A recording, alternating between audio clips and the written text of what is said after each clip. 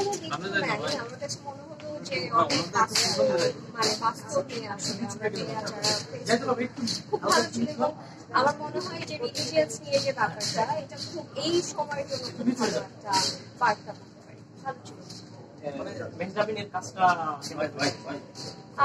আমি সবসময় বেঞ্জামিন আপুর কাজ দেখি, খুবই ভালো করে সবসময়। আমি ওটিটিতে দেখেছি, নাটক অনেক আগে থেকে ছোটবেলা থেকে আসলে দেখা, তো ভালো ছিল।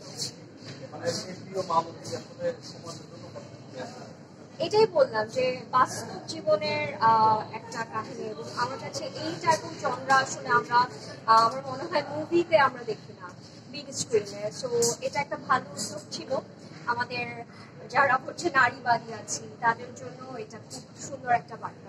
আপনি মালতীকে 10-এর ভিতরে কত রেটিং দিবেন?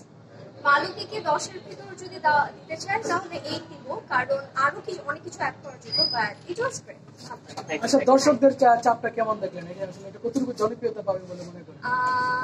ভালোই তো, সবাই কিন্তু প্রথম আজকে মাত্র স্টার্টিং ফার্স্ট স্ক্রিনে অনেকজন এসেছে, অনেকে দেখছে, এবং সবচেয়ে সুন্দর বিষয় যেটা হচ্ছে সব ধরনের মানুষ আসছে, কোনো ধর্ম নেই, সব ধর্মের মানুষ আসছে দেখতে। এটা খুব ভালো একটা জিনিস।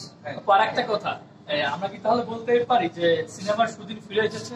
হ্যাঁ, এটা তো বলতেই পারি, এটা তো আমরা লাস্ট ইয়ার থেকেই দেখছি, আই গেস লাস্ট ঈদ থেকে।